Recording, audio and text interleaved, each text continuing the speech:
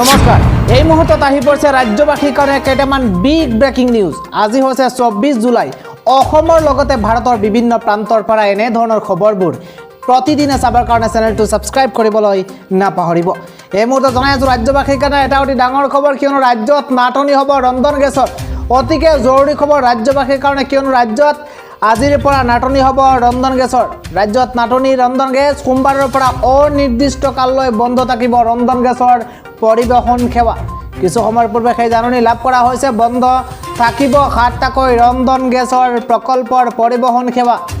IOCL কৰ্তৃপক্ষৰ বিৰুদ্ধে পৰিবহণ সংস্থাৰ অনিৰ্দিষ্ট কাললৈ ধৰ্মঘট।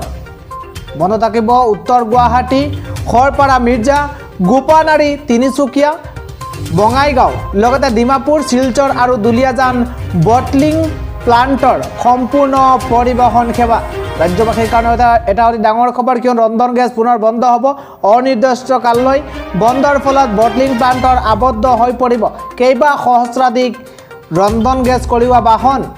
ৰাজ্যবাসীৰ কাৰণে এটা অতি ডাঙৰ খবৰ, ৰাজ্যত পুনৰ নাটনি হ'ব ধৰিছে ৰন্ধন গেছ। আৰু অতিকৈ জৰুৰী খবৰ, কিয়নো সোমবাৰৰ পৰা অনিৰ্দিষ্ট কাললৈ বন্ধ থাকিব ৰন্ধন গেছৰ পৰিবহণ সেৱা।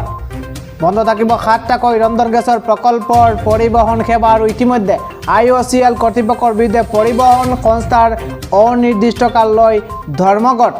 বন্ধ থাকিব উত্তৰ গুৱাহাটী, খৰপাৰা, মিৰ্জা, গোপানাৰী, তিনিচুকীয়া, বঙাইগাঁও, লগতে ডিমাপুৰ, শিলচৰ আৰু দুলিয়াজান বটলিং প্লাণ্টৰ সম্পূৰ্ণ পৰিবহণ সেৱা।